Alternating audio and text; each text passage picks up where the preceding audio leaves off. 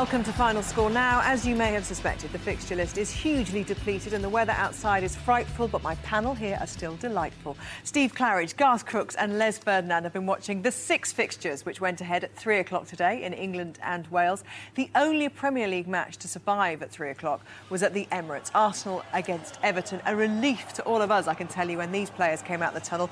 Conditions, though, have changed a lot since those shots were recorded, and I'll tell you about that in a second. All the scores we've got coming for you and more in the next 50 minutes. Let's go to David Garrido straight away, actually, at the Emirates. He can give us both a score update and a weather update. David. Yes, weather first. It's basically a blizzard here. Snow falling so thickly and it's really swirling around the Emirates. If this had happened at 10 o'clock this morning, there would have certainly been doubts about this game going ahead. But it is a feisty game, and at the moment it's been decided by 2 of the smallest men on the pitch. The visitors taking the lead through Leon Osman heading home a corner from debutant Landon Donovan, who by all accounts has had an excellent game.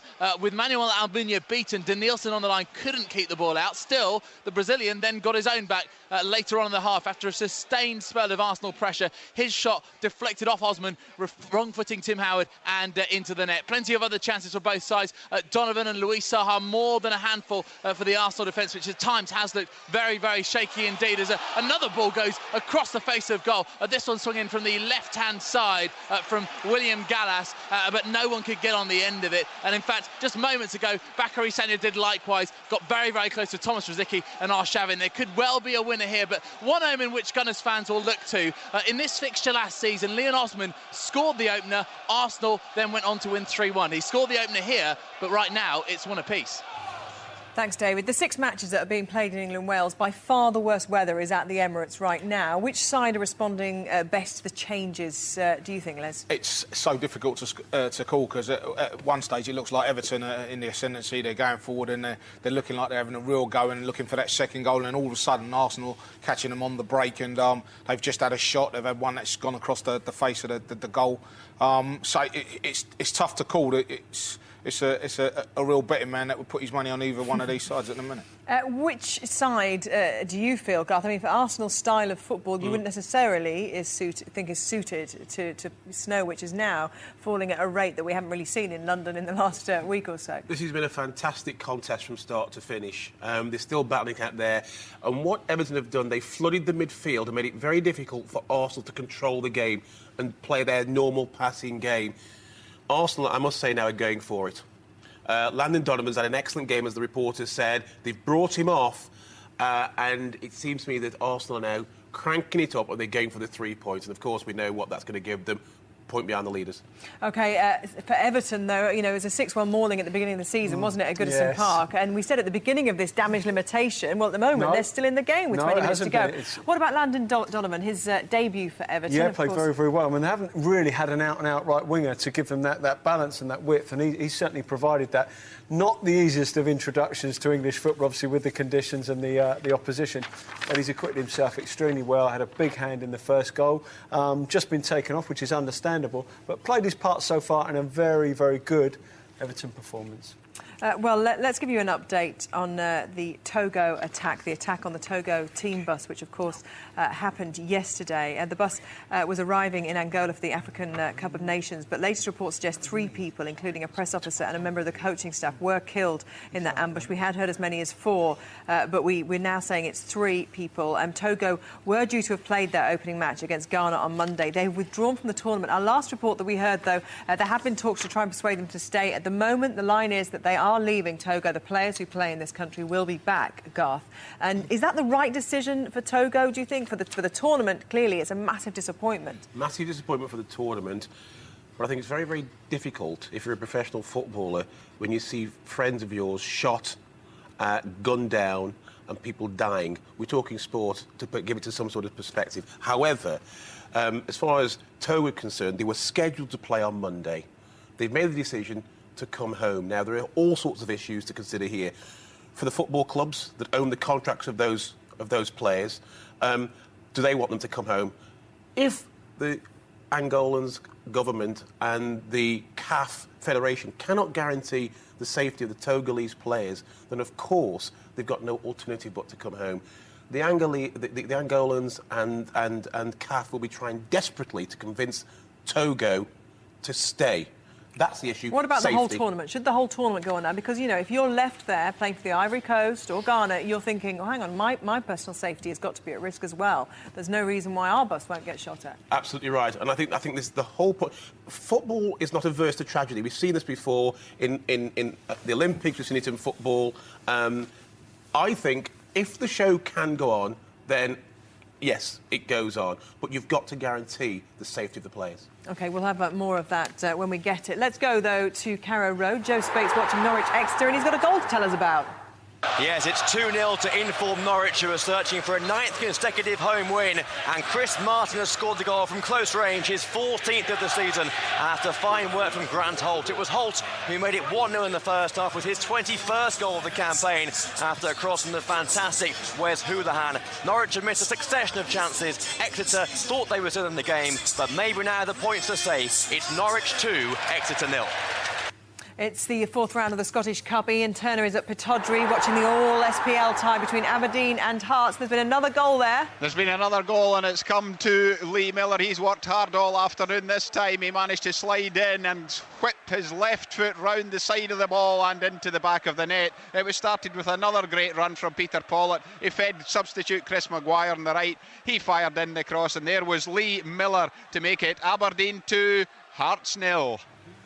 Thank you, Ian. Let's go to Wales now, to the Cardiff City Stadium. The undersoil heating obviously working well there. Blackpool have made the long journey, looking for a 3rd away win in 4. And as we know, second halves can be dodgy for Cardiff these days. Jason Mohammed can tell us all about that. They can indeed, Gabby. Last time out, Cardiff threw away a 4-goal lead in the second half against Peterborough. It took Blackpool 35 seconds to get back into this game in the second half. Charlie Adam, the Blackpool captain, has been superb for Ian Holloway's team this afternoon. He ran through the Cardiff defence to cancel out Mark Hudson's 9th-minute header. It has been all Blackpool this half. Neil Erdley had his free kick tipped over by David Marshall, the Cardiff goalkeeper. Andy Butler, Gary Taylor-Fletcher have all gone close. Just a few moments ago, Warren Feeney got the ball in the Blackpool net, but it was ruled out for a push on the goalkeeper, Paul Rachubka. And worth me telling you as well, Gabby, that I've spoken to Blackpool about the situation regarding Hamou Bouatsa, who's in the Africa Cup of Nations for Algeria. They say they're monitoring the situation, and they've tried to make contact with Bouatsa to make sure he's okay, having just heard you talk to Garth about the situation regarding Togo. But at the moment, it's Cardiff City 1, Blackpool 1. Thank you, Jason, for that update. Let's go to Pride Park now. Derby haven't won in 4. Scunthorpe had the worst defensive record in the division with 44 goals conceded. So heading into this one, you felt it might be Derby's chance to get some goals. But Ivan, it's not gone all their way, has it, today? No, certainly not going to plan. 12 minutes left in this one. Scunthorpe 2-1 ahead here, and they really warmed the hearts of their freezing fans with a really purposeful first half performance. Well taken goals from the two Garys, Hooper and Thompson, gave them a welcome cushion at the break. Derby's fans revolting, but that rebellion quelled when half-time sub Chris Commons carried out and carved out an opportunity diverted into his own net by Scunthorpe's Marcus Williams. Derby doing their level best to level the game. Pearson's just seen a close-range effort, back-heeled off the line by Scunthorpe's right. Audacious, 2-1. OK, let's get a little update from Carrow Road. Was it or wasn't it goal, I think, Joe Spate? It was. Marcus Stewart is the man who scored after a fumble by the goalkeeper. Stewart, the former Ipswich player, of course, with a goal now, which gives Exeter some hope in this game. He got a yellow card as well in the process there for frustration, or it might have been to the Norwich defender. But anyway, with some 10 minutes to go, it's now 2-1 and game on again. Every time I get an update from you, Ivan Gaskell, there's a goal about a few seconds later. Which way's this one gone? I'm sorry to say, for Derby fans who are heading home in their hundreds now, Derby 1, Scunthorpe 3. Gary Thompson, with an absolutely emphatic finish, has surely emphatically sealed the game in Scunthorpe's favour and perhaps rewarded those hardy travelling fans from Scunthorpe who've made that long journey in these freezing temperatures. Thompson's second goal of the game, a brilliant take, and it's 3-1 Scunthorpe. And they've won only once in 10 matches, Scunthorpe. Les, I can see you excited. Sorry, I'm not sure it's about that stat. Garth, it was a great finish, and it could end up being a great finish to the day for them because, you know, Scunthorpe don't win on the road very often. Derby have found it very, very difficult today against a Scunthorpe side that's worked very, very hard. This particular finish is a Premiership finish. The balls roll back to the player on the edge of the box. Is it Thompson? And he just passes the ball into the back of the net. It's a top-class finish. There's not a lot of pace on it, and it's bobbling a little bit, and he keeps his eye on the ball, and he knows what he wants to do, and it's a fantastic execution. We'll see it again on your show tonight, won't we? You're on earlier, aren't you? 11:30. Again? Tonight, yes. Yes, he'll just have a little bit of dinner and then be back to work. Let's go to the Emirates now. David Garrido keeping us up to date with weather there, but how's the football? It's very, very good indeed. You just had end-to-end stuff quite literally as Tim Cahill found the byline for Everton, but couldn't find another Everton shirt, and in fact it was cleared by Abu Diaby, and then Andre Arshavin went straight down the other end, did almost the same as one as an Arsenal corner, and in fact I think whoever wins this midfield battle could well go on to win this match. Fellaini and Pienaar against Danielson and Diaby, tackles flying in left, right and centre. I wouldn't be surprised if there are a few walking wounded after this match, particularly Danielson, who got clattered as Arsenal were laying siege to the Everton goal. Phil Neville making an absolutely vital challenge there, and the snow is not abating either. It's starting to collect on the pitch as well. Jump up for the Arsenal is the chant. The crowd bouncing up and down more than anything, just to keep warm. Arsenal 1, Everton 1. Well, they're the form team in League One. Norwich City, the floodgates appear to have opened, Joe Spates. 3 goals in 5 minutes, this one for Norwich, and for Grant Holt. He went clean through to score his 2nd goal of the game. Wes Houlihan's now going off to a standing ovation. Maybe now the point to say, and Exeter finally beaten. It's Norwich 3, Exeter 1. Dunfermline 7, Stenhousemuir 0. Dunfermline, of course, were the semi-finalists in the Scottish Cup last year. Great excitement here, and I can tell you that means something's happened at the Emirates. David Garrido. Well, Everton have taken a 2-1 lead, and it's Stephen Pienaar. It was wonderful play from Tim Cahill, just waited and waited. He had 2 Arsenal men with him, clipped the ball through. Pienaar timed his run to perfection, was not offside because he started off in his own half, took his time, and then when he got to face one-on-one with Manuel Almunia, he was basically waiting for the keeper to go down. He did, chipped it over the top, and Stephen Pienaar has given Everton a 2-1 lead here at the Emirates. You literally jumped out of your seats there, Les. I've never seen you jump out of your seats, by the way. In fact, I haven't seen a leap like that since you played for Newcastle United. I just get excited by it, because I suppose because it's Arsenal as well. But it was a great run from Pienaar. You know, Cahill did great because he holds on to the ball, plays it just at the right time. Pienaar's about 5 yards onside in his own half. Runs through all the way, and you panic. You're thinking, is he going to lose his bottle? And he just dinks a lovely ball over Almunia. It's a great finish. I did say to you, they play a high line. Sahar was playing on the shoulder. Someone will get in. I've seen this, watched this the last couple of games, and they have, once or twice even in this game, they've been overloaded with players. They've got out of jam because they haven't played the right ball. And great save by Almunia. Fantastic save this time, but they do give you chances. To be fair to Arsenal now, Arsenal have got to up the game, got to chase the game, so they're going to have to take risk.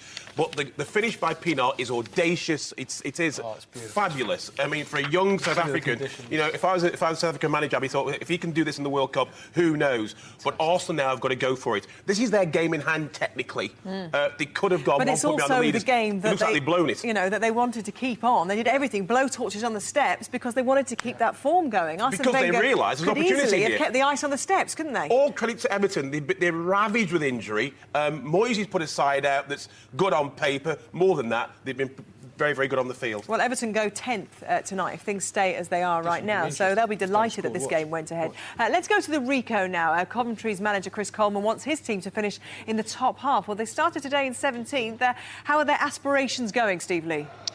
Well, it's been a fascinating game. We've got 8 minutes to go. It's Coventry 2, Barnsley 1. Pressure has ebbed and flowed between both these sides. Barnsley started really well, wasted a host of chances. Then Coventry took the lead through Freddie Eastwood, added another through Sammy Clingan. Second half, it's been all Barnsley. John Mackens pulled one back, and really the Coventry goal's been under a good deal of pressure. The 600 hardy souls who've travelled down the M1 for Barnsley, really enjoying their time here at the Rico. The crowd on the edge of their seats. We don't know which way this game's going to go. 2-1 to Coventry at the moment. OK, Simon Grayson's Leeds United have got to put that glorious day at Old Trafford behind them and get back to the bread and butter of League One. They're at home to second from bottom Wickham.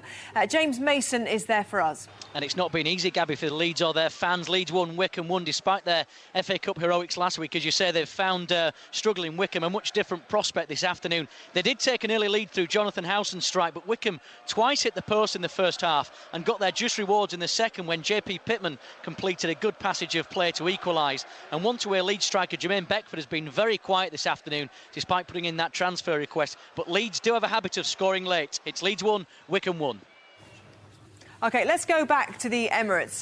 David Garrido, another chance quickly after that goal from Pienaar for Everton. How have things settled down, or have they? Well, no, not really. It's getting from bad to worse for Arsenal because, as it stands, Danielson is being substituted, being stretchered off the pitch.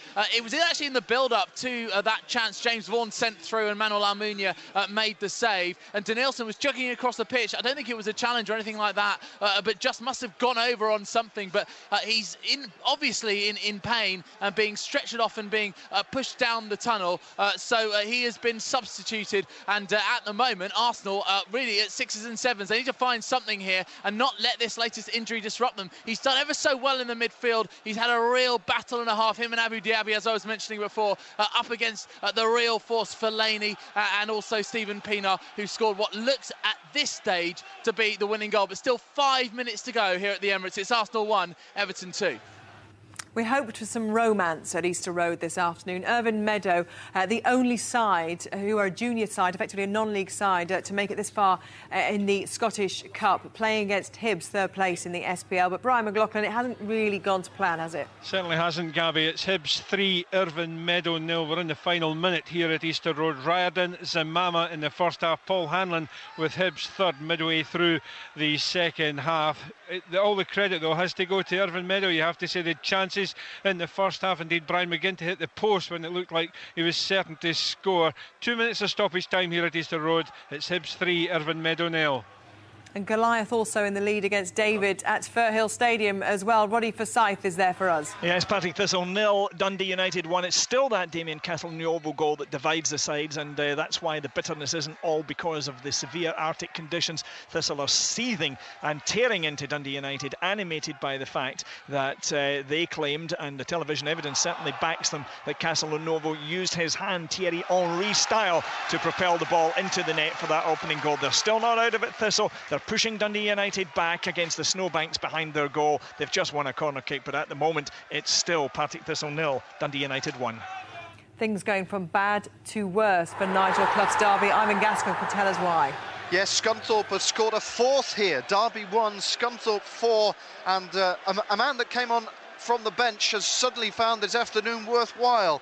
For so long, Jonathan Forte must have been shivering, but now he's scored. Forte has come on from the bench, tucked away after Thompson almost scored his hat-trick. It was blocked. Forte was sharp enough to tuck away the rebound.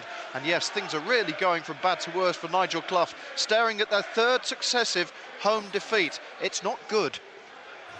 Scunthorpe have lost their last 2 matches. They're hardly the side, Steve, that come here, in form, are they? This will be a surprise result for them to score 4 goals away from home. Yeah, I mean, up to a couple of games ago, Derby had been good at home, and certainly Scunthorpe have been very, very poor away from home.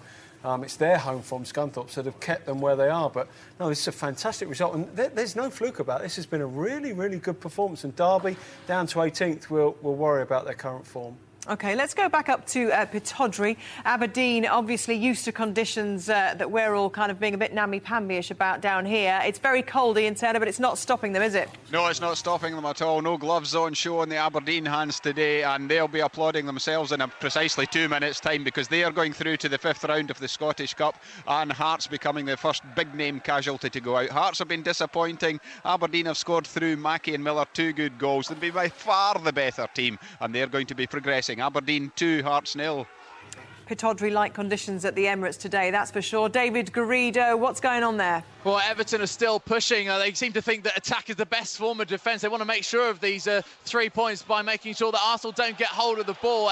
Leighton Baines with a free kick there that Arsenal failed to clear, and in fact it's only gone out for a corner. And Arsene Wenger is standing in his technical area, looking very, very fed up indeed. They've done ever so well to get back into the title race after going 11 points off the lead when they lost 3-0 at home to Chelsea here at the end of November. This was a chance for them to get even closer, to go to within 1 point of the lead, but it looks like they've spurned it, because it is Everton who lead by 2 goals to 1 with 2 minutes of normal time remaining here at the Emirates.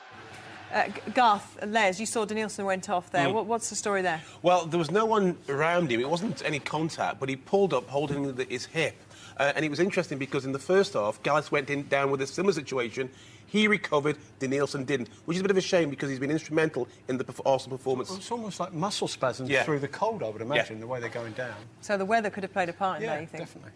OK, let's go back to Ian Turner at Pittodrie. No, we're not going to go there. We've just been to Ian, of course. Let's go to Brian McLaughlin instead. It's full-time at Easter Road in the match which promised so much romance, but it's all gone now. It certainly has, Gabby. It's finished Hibs 3, Irvine Meadow 0, but rarely have I seen a team beaten by 3 goals to 0 receive a standing ovation from the entire stadium. The Irvine Meadow players are in front of their own supporters, but the whole of the stadium here at Easter Road on their feet applauding them for a quite magnificent effort this afternoon. They lost by 3-0. Riordan, Zamama and Hanlon on target for Hibs, but Irvine Meadow will leave here with their pride intact and a cheque for around £100,000. It finished at Easter Road, Hibs 3, Irvine Meadow 0. Thank you very much, Brian. OK, let's visit Jason Mohammed, who's watching Cardiff against Blackpool. At the moment, Cardiff not experiencing the kind of second half they did in their last league outing. No, absolutely, Gabby. But we're into injury time here, but they've created nothing in this half. It's been a rearguard action for Cardiff City, really worrying for Cardiff City. Their home form is really alarming. Their last win at home was on December the 5th against Preston. And they've got David Marshall to thank for not walking away from here with another defeat. The fans are saying Jonesy sorted out, a reference to Dave Jones. David Marshall has had to make 2 or 3 great saves in this game. Blackpool have been absolutely terrific. Gary Taylor-Fletcher, Neil Eardley and Charlie Adam have all gone close. It's Cardiff City 1, Blackpool 1. So can Barnsley get an equaliser? They've accrued 14 points from losing positions so far this season. Steve Lee is at the Ricoh Arena. Yes, we've got 5 seconds left of the 90 minutes. It's Coventry 2, Barnsley 1, and Coventry have just got a corner, which I must say is quite a big relief to their fans because they have been 6 minutes of added time. That won't please the Coventry fans because Coventry have been under a lot of pressure in this second half, and Ian Hume, the Barnsley substitute, missed a golden opportunity when he curled the ball just round the post. Adam Hamill's gone close. John Macken has nearly added to the goal he scored just after half-time. Coventry hanging on. It's still 2-1. I can imagine the Wycombe Wanderers fans have got something to say about their result today. James Mason, some humorous chants, perhaps? Yeah, and they've been excellent today. I can't hear the chants because I've got 3 pairs of earmuffs on, it's that cold. But Leeds held 1-1 by Wycombe. So beating Manchester United in the FA Cup is one thing, but beating a side second from bottom in League One proved too big a task for Leeds today. That despite taking the lead from Jonathan Howson, giving them the perfect start, scoring from outside the area within the first 5 minutes. But Wycombe were far from second best, twice hitting the woodwork before their top scorer, JP Pittman, equalised after good work from Scott Davies. It's now 11 games unbeaten for Simon Grayton's men, but if Norwich win, their lead at the top will be cut to 6 points. It's ended Leeds United 1, Wycombe Wanderers 1. A nice experience for those Wycombe fans, I'm sure. Some goal news for you at the Ricoh Arena. It's not that equaliser, is it, Steve Lee?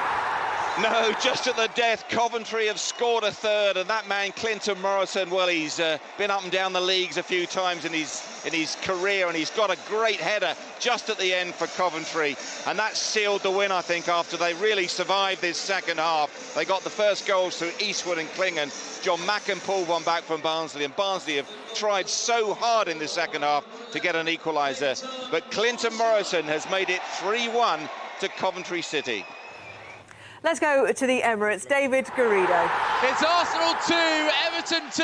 It's a deflected shot from Thomas Rosicky, the equaliser for Arsenal. It was a sweeping move. They've been building up the pressure. It came in from the right-hand side. Rosicky, though, striding forward towards the edge of the box, firing right-footed with the outside of his boots. There was a challenge that came in. I think it may well have been from one of the Everton substitutes, and it looped over Tim Howard in the Everton goal. Arsenal will at least, it seems, get a point from this game. Arsenal 2, Everton 2. Another deflected goal, though. Yeah, but what you expected from Arsenal, they were going to come back and you just see Everton, they worked ever so hard, but you know, Arsenal can pass the ball, and that's what they did, and it was a great place play from Diaby, because he took the ball on, looked like he was going to have a shot, just played it into Riziki. He had a hit with the outside of his right foot. You've got to feel a bit for Everton, haven't you? What you would have said is that Everton will probably need a bit of luck to get a result at Arsenal. Well, no, it's been Arsenal that have needed a little bit of luck to get a result in this one, because 2 deflected goals. And to be fair to Arsenal, they're not going to rest for a draw out of the game for broke. They want that other point, or the other 2 points. They're playing Fergie time. Yep. Let's go to Pride Park. Final whistle has gone there. Ivan Gaskell has been watching, well, a disappointing performance by Derby. I imagine the fans as well have had something to say about that. Yes, they voted with their feet. They were off in their hundreds and then their thousands a good while before the end of this one. Derby won. Scunthorpe 4. Derby's bleak midwinter form just got a little bit worse. Scunthorpe struggling beneath them in relegation danger, shocking them here with a 2-0 half-time advantage. Hooper and Thompson's goals well taken. Commons came on for the second half and made an instant impression. His shot diverted into the Scunthorpe net by Williams, but Derby couldn't capitalise. Scunthorpe completing an impressive job.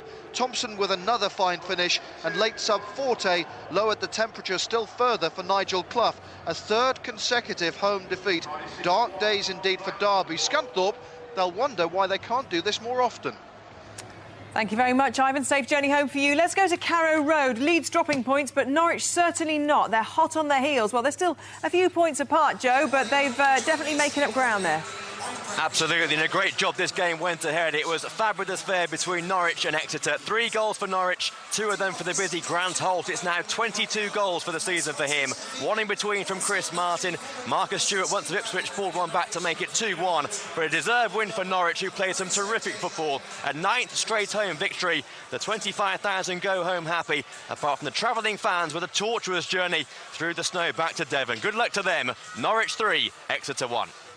Thank you. Let's go and see the scenes at the City of Cardiff Stadium. Jason Mohammed was watching this one, and Cardiff, they held on in the end. They held on, Gabby. Cardiff City booed off the pitch, I should tell you, for the second half performance. An inept performance from Dave Jones' team in the second half. But take nothing away from Ian Holloway's side. For the best part of this game, they were the better side. Charlie Adam was terrific, their captain. He equalised just 35 seconds after the restart. Mark Hudson, the Cardiff City captain, had put Cardiff ahead on 9 minutes when he headed in at the far post after Peter Whittingham floated in a free kick. A terrible performance by Cardiff City, but take nothing away from Ian Holloway's Blackpool. It was Division 1 against the SPL at Firhill, and Ronnie Forsyth was watching for us. Yes, in the SPL 1, but in contentious circumstances, one has to say. Partick Thistle 0, Dundee United 2. Damien Castelnuovo getting the opening goal, as I say, in circumstances that gave rise to great debate and much anger amongst the Thistle faithful and players. He launched himself at a shot that was played across goal by Gary Kenneth. At first, I must say, I thought he'd thrown his hand out, made contact with his head, but it repeated looks at frame-by-frame analysis at half-time on television indicated that he had, in fact, Thierry Henry style connected with his left forearm. Thistle perhaps will take some consolation from the fact, very scant consolation from the fact it wasn't indeed the winning goal, because David Goodwillie came on and dragged the ball along the dead ball line before shooting home from an almost impossibly acute angle. So aggrieved Thistle are out. Dundee United, possibly with an inquest hanging over them, go through. It's Partick Thistle 0, Dundee United 2. Thank you, Roddy. Let's go to St Mirren Park, the SPL against Division 2, but no romance there, Rob McLean. No, romance maybe is officially dead, Gabby. Temperatures plummeting in Paisley, but St Mirren didn't exactly skate into the next round of the Scottish Cup, made to work all the way by their second division opposition. The dubious goals panel might have to have a sitting tonight to decide whether Billy Memmott scored all 3 St Mirren goals here, because his first one was a header from a Jack Ross cross, which came crashing back off the inside of the post and spun in off Alloa goalkeeper Davy Crawford. Given as an own goal, maybe that might be changed, as Memmott disappeared down the tunnel a short time ago with the ball tucked under his arm. Mark Brown equalised for Alloa 11 minutes before half-time for 1-1, but in stoppage time at the end of the first 45, Memmott scored from Dargo's cutback to make it 2-1. It wasn't until 3 minutes from the end that St Mirren finally made things completely safe. Hugh Murray's pass, Memmott in again, rounded Crawford, tucked it in, definitely his goal, that one. So St Mirren not stung in the Scottish Cup by the team known as the Wasps, although there was a buzz about the place for a while until they were finally given a Scottish Cup swatting 3-1. Oh, you stung me there. Thanks very much, Rob. Let's go to the Emirates. The final whistle has blown, and David Garrido can tell us all about the dying moments. Arsenal 2, Everton 2. Well, this was a game played in almost blizzard conditions, and it's been an absolute belter. Everton taking the lead as Leon Osman outjumped both William Gallas and Thomas Vermaelen to head home a corner from Landon Donovan on his Toffees debut. Danielson getting the equaliser, deflected shot off Osman, leaving Tim Howard rooted to his spot. With time ticking away, Arsenal pushed for a winner, and in doing so, they left a big hole at the back. Everton countered on the break. Tim Cahill waiting until the perfect moment to play in Stephen Pienaar, and what composure from the South African when one-on-one with Manuel Almunia, clipping the ball cheekily over him. That looked to be the winner, but those 5 minutes of injury time proved so crucial. A well-worked move from Arsenal from the right flank, the impressive Abu Diaby laying it off from Thomas Rosicky, the substitute shot with the outside of his right boot, looping off the leg of Lucas Neal and over Howard. Harsh on Everton, but what a heroic effort from them. Arsenal will be thankful for a point, but they have failed to take the chance to go second. 2-2, the final score here at the Emirates. If only for Pienaar's goal, you've got to watch Match of the Day tonight. I think we'd all agree to see that goal. There we go. At the Ricoh, the final whistle has gone, and an impressive home win. Steve Lee can tell us about it.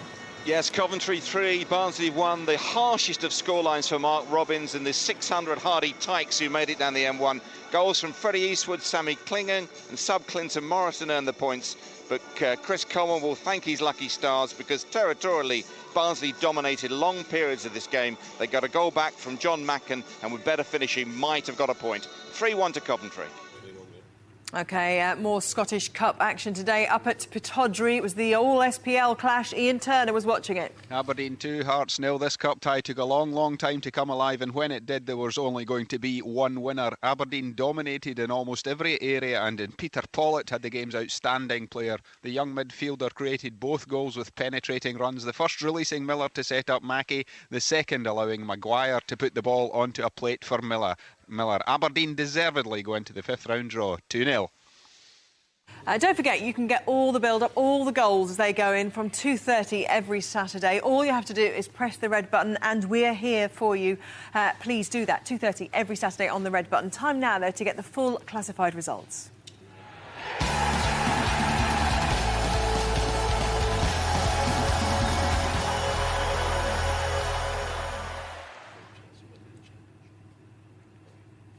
And just the one result from the Barclays Premier League. Arsenal 2, Everton 2. From the Coca-Cola Championship, Cardiff City 1, Blackpool 1. Coventry City 3, Barnsley 1. And Derby County 1, Scunthorpe United 4. Of course, all the rest of the matches postponed because of the weather. 2 matches went ahead in League One. Leeds United 1, Wycombe Wanderers 1. Norwich City 3, Exeter City 1. And in the Scottish Cup, it was Aberdeen 2, Hearts 0. Dunfermline Athletic 7, Stenhousemuir 1.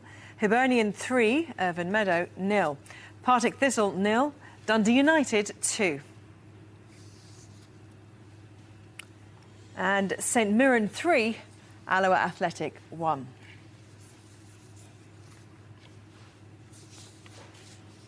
So that means Arsenal's point takes them to 42 in total. Manchester United, of course, playing in the 5:30 kickoff against Birmingham. They'll go top, of course, if they win. That match kicks off at 5:30, as I say. Down at the bottom, Everton, their stay in 12th after drawing at the Emirates. They would have moved into the top half of the table if they'd held on to their 2-1 lead. As for the Coca-Cola Championship, Newcastle, of course, didn't play today, but they have a healthy 5-point lead at the top. Nottingham Forest win at West Brom last night sees them leapfrog the Baggies into second. Cardiff stay fourth after being held by Blackpool, and that point for the Seasiders lifts them up to the cusp of the playoff spots. Down at the bottom, Scunthorpe were the only one of the bottom 6 in action today. Their resounding victory at Derby means they rise a couple of places to 19th to go level on points with the Rams, and they have a game in hand. Let's have a look at League One then. A small blip for Leeds, perhaps, held at home by struggling Wycombe Wanderers. Their lead now trimmed to 6 points by their nearest challengers, Norwich, who beat Exeter 3-1. At the bottom, despite their impressive draw at Leeds, Wycombe stays second from bottom, 5 points from safety. Exeter stay 18th after losing at Norwich. Match of the day goes ahead. It's a shorter version. Gary and the boys will be with you for an hour or so from 10:30 on BBC One. And then straight after that, the Football League show will be on. Manish also handling a few matches tonight with Steve. That should be around 11:30 this evening. 11 games, 40 goals, though, so it's still going to be a pretty good watch, I think, and worth the effort to tune in for that one. Today, headlines for you, Les?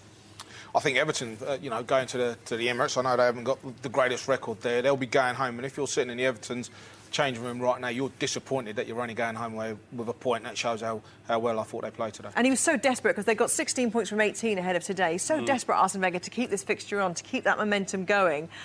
He may be now ruining the blowtorches on the steps, and perhaps the cold weather was instrumental for losing Danielson as well. Yeah, absolutely. Rosicky came on and did make a big difference. He got the goal, but he made a lot of difference to their pattern of play. For me, Everton, Fellaini was outstanding. Landon Donovan outstanding, and the Pienaar goal is worth watching again. He'll be delighted with his debut, won't he, Landon Donovan? He will. He played very well, as I say. He was instrumental in the first goal. A big cheer up for David Moyes as well. I thought he got his tactics spot on. If you want to stop Arsenal playing, you set up the way that Everton did, and they more than deserve that draw. OK, let's head to the Emirates now for some reaction from Jonathan Pearce and Martin Keown there for us. Jonathan first. A bit of resilience Arsenal had to show in the end, didn't they? They did. They were very fortunate, really. Deep into stoppage time, Rosicky popped up with the deflected goal to make it 2-2. And their first goal by Danielson had also been deflected in off. Osman. Everton played so well. They fought for everything. They pressed the ball all across the pitch. Fellaini was excellent. And I just heard Garth say the Pienaar goal was well worth seeing again. I mean, a lovely release by Cahill. Arsenal have been caught in possession way down the pitch. And then Pienaar with a smashing little chip finish put Everton at 2-1 up. With 10 minutes to go on a ground where they have so horrible memories over the past few years. They thought they'd won it. They have to settle for a point. Martin, can I just ask you about the atmosphere there? Because, I've just said there, Arsenal, the form team in the Premier League going into this match. A bit of frustration from the fans at the performance? Very much so. I mean, the last 5 or 10 minutes, Arsenal, once they got that equaliser at the end, you wondered if they could do it, but it was, too little, too late, really, in an afternoon where I think without a top player, a striker, really, in Arshavin, all on his own up front, Arsenal just lacking in that department today. Jonathan, if the weather at 4 o'clock had been like that this morning at 9 o'clock, that match would probably have got called off. It really did get quite blizzard-like out there, didn't it? Well, it's difficult to see from the commentary position. Players on the far side of the pitch, it was that thick, the snow. I don't know what the roads are like now. There was a warning to the Everton fans about 10 minutes before the end to get their skates on literally after full time because they don't know how long the services are going to last in London. So I really don't know what the situation is outside the ground. As I'm looking down now, Gabby, I can see snow settling on the near touchline. I thought it was a really competitive game of football in these conditions. I thought Peter Walton, the referee, did superbly to allow it to flow as he allowed tackle after tackle, and Everton were putting them in tackle after tackle after challenge. Really well worth their point. I think Arsenal missed a Van Persie or a Bentner up front, and I think that's where Arsene Wenger will be concentrating his search. Well, I think without doubt you have to say well done to Everton. David Moyes again, tactically getting it right. So many of their midfield players today were outstanding. Osman as well, an unsung hero, really doesn't get the headlines. Phil Neville coming back in at right back to had a useful afternoon. So Everton can be very pleased with what they've done, but Arsenal didn't really look like champions today. You two get home safely, or you're going to have to spend the night in the Martin Keown box. Have you ever stayed there before, Jonathan? I'm cuddling for cold. It is so cold here, Gabby. Honestly, that studio is nice and warm. You don't want to be swapping places with us today. I'd rather be here right now. Thank you very much, though, for your contributions. And I don't know where the hat's gone, Jonathan. I don't like to ask. OK, Alex McLeish up against his old boss, Alex Ferguson. The apprentice has certainly learned his trade well. Birmingham City up to 8th in the table. Manchester United, of course, have to brush off their FA Cup exit and look to overtake Chelsea at the top of the table. Steve Wilson is there for us. He can give us the team news. Yes, good evening, Gabby. Bitterly cold St Andrews, but Martin Kelly, the groundsman here at Birmingham City, has done a fantastic job this week to ensure that this game is on. We are expecting snow in the Midlands later. I'd swap for the Emirates any day of the week. I'll tell you, it's about 4 hours nearer home, but there you go. Birmingham City are unchanged, which is not a surprise. They've been unchanged now for 9 consecutive Premier League matches. and it's been an 11-game unbeaten run for them. That's their best record in top-flight football, Birmingham City, for 101 seasons. That's what Alec McLeish has achieved here this season. No wonder he has the praise of his old manager, Sir Alex Ferguson, ringing in his ears. They won 9 trophies together at Aberdeen. Ferguson made McLeish his captain after the retirement of Willie Miller up there at Pittodrie in the glory years of the 80s. Manchester United's team is anything but unchanged after that home defeat by Leeds in the Cup last weekend. 7 changes. Sir Alex swings the axe today, and there's only 4 survivors from that Leeds United team. Kuszak in goal, Brown and Evans at the back, and Rooney up front. Raphael and Patrice Evra return to defence. Carrick comes into a 5-man midfield with Valencia, Fletcher, Scholes and Park, and it's Rooney down the middle up front. I've got a bit of time, Gabby, just for a quick bit of transfer news from St Andrews. Yeah, go on. They've just speaking to Alec McLeish a little bit earlier in the tunnel. He came out of his office there, accompanied by Michel, a midfielder signed from Sporting Gijón, or Gijon, as they say round my way, for around about £2 million, subject to a medical on Monday. He's a player that Alec McLeish has been tracking for about a year. I had a quick chat with him about other possible transfer targets in this window, and he smiled, a suggestive smile that there will be more activity to come, I think. So he might have money, but he's spending it wisely. Thank you very much for that, Steve. Keep warm as well there. Keep the gloves on. Obviously, Arsenal missed the opportunity that they had this lunchtime, or 3 o'clock anyway, to move within a point of the leaders. Manchester United and Alex Ferguson, not only are they going to want to take that opportunity, but also to get back to winning ways after that FA Cup exit. Well, you sort of felt that he would have relished playing in midweek. That was called off, but now we've got an opportunity to actually put that defeat last week behind them. It'd be very interesting to see how Birmingham put their lineup out against Manchester United, because I think Manchester United, it's a good time to play them at the moment. Les, you admire, I know, what Birmingham have done so far this season, and Alex McLeish, you know, he said, didn't he, at the beginning of the season, wait till my players are fit and then judge me. And sure enough, when that happened in November and they put a run together, you know, December, a record-breaking month for them. Yeah, and that's what you're always hoping. You know, when you've come up, everyone sort of like predicting that they would go straight back down. And as you said, he said, let me get my team together and you see what we're made of. And you know, they've gone on a tremendous run. I think it's 12 games unbeaten, if you include the cup game last week. And, you know, they'll very much in buoyant mood. They won't be afraid of Manchester United coming in, because I don't think Manchester United are playing at their best, and they'll see this as an opportunity to go 13 games unbeaten. Yeah, it's by no means a foregone conclusion the way Manchester United have been playing of late. No, absolutely not. And I mean, only recently Birmingham held Chelsea at home. They know Birmingham, I think, a fantastic setup. If you watch Birmingham play, they are one of the hardest, if not the hardest working side. They've got that lovely diamond which everybody enjoys playing. Bowyer at the top of it, Ferguson. They've got the 2 wingers either side, 2 boys up front working incredibly hard. This is a tough game for Man United, make no mistake about that. OK, thank you very much. Well, there was an emphatic scoreline for Scunthorpe this afternoon, wasn't there? Let's head to Pride Park now, and that championship match between Derby and Scunthorpe. And Tony Gubber is your commentator.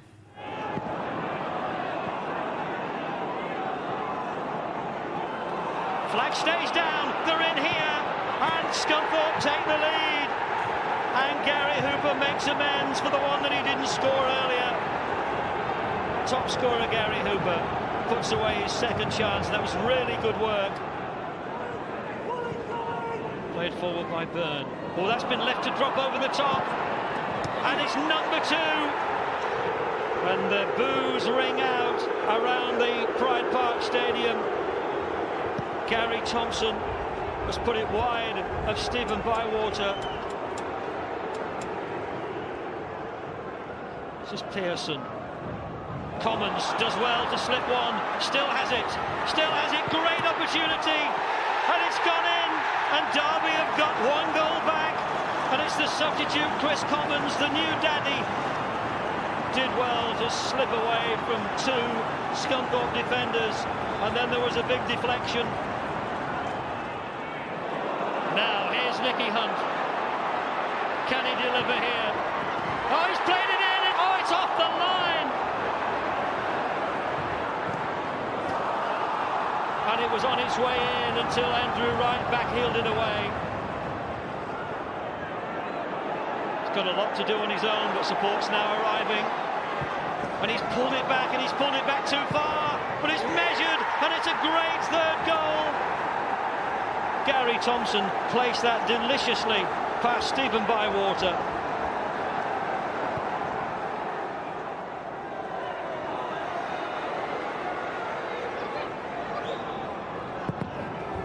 It was almost a hat-trick, and it's a fourth goal, and it's Forte the substitute. The rebound fell to the feet of Jonathan Forte. It's Derby County 1, it's Scunthorpe 4.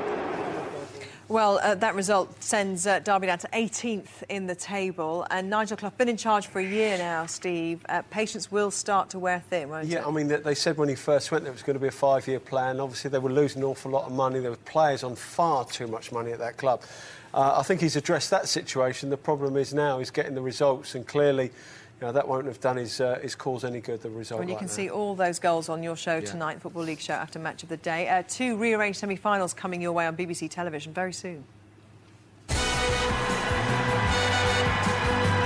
What a goal from Carlos Tevez! Right, Phillips goes for goal! Oh, magnificent! Owen. That is classic Michael Owen.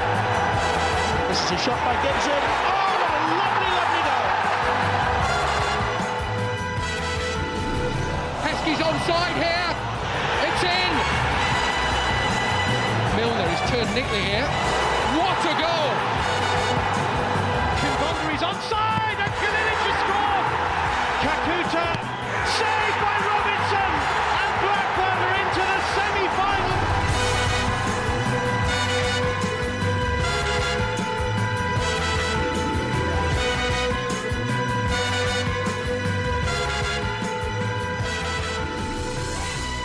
We've just had an update in on the latest on Togo's involvement in the African Nations Cup, and I can tell you that a source from the Angolan government has said that Togo have agreed to remain in the competition. They had previously said that they were going to leave the competition. Garth, that's a development that perhaps we didn't expect at 1 o'clock today. Yeah, I'd prefer it if it came from the Togolese camp as opposed to the Angolan government. Of course they would say that. I think you won't know until Monday, when Togo are scheduled to play Ghana, will we know for certain whether they're going to be in the competition. The most important thing is, if the players are safe, the games go on. If you can't guarantee the safety, I'm worried about the mental health of those players, though, having been through what they've been through, Steve, you know, in the last day or so. But anyway, let's move it on to today's action. 40 goals in 11 games we had in the end. We questioned the wisdom of those people who sit upstairs to let this show go ahead. It just shows you, though, that sometimes those teams can surprise you. We had enough to talk about, didn't we, Les? What was your highlight today? We certainly did. You know, I saw an entertaining game at Everton. We saw some championship games that, you know, were full of goals as well. So, yeah, it was an entertaining afternoon. A Pinar goal, a particular highlight, I think. Had me out my seat as well. You did. I've never seen you jump out of your seat. Great contest in very difficult conditions. Apart from that game, I was rather disappointed in Leeds. I would have expected Leeds to have taken advantage of a Wycombe side that's struggling at the moment. They haven't done so. Are we going to read any more into that, do you think? You know, Jermaine Beckford announcing that he's put a transfer request and a 1-1 draw against Wycombe. You said it, and I do. You said it, you winked it, and Steve? Badly advised. I think they'll come through that. Simon Grayson's a good manager, and he's handled this situation before with Jermaine Beckford. And I'd just like to say Everton, I thought, were fantastic value for their draw today. In that terrible conditions it turned out to be in the second half there. You'll see that, of course, on Match of the Day. Thank you very much, Les, Garth, Steve. Enjoyed your company as ever. There's a new league highlight show to watch out for.